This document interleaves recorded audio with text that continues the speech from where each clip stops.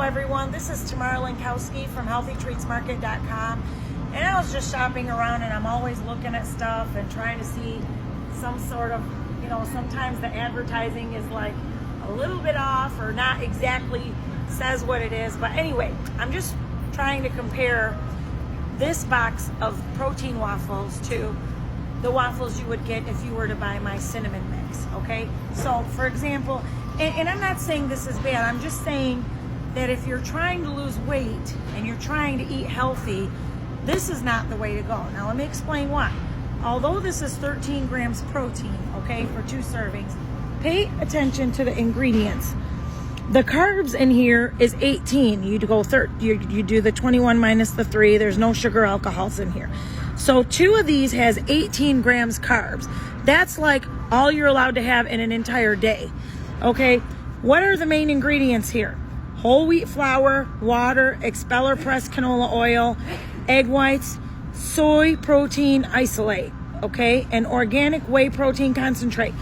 The main ingredient here is soy protein isolate, because you have to put the amount in order. So the protein you're getting from these is a soy protein, okay?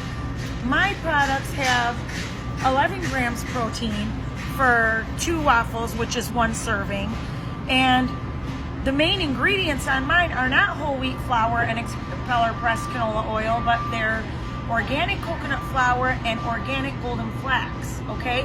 And you get the protein from the egg, and you get the protein from the coconut flour and the flax.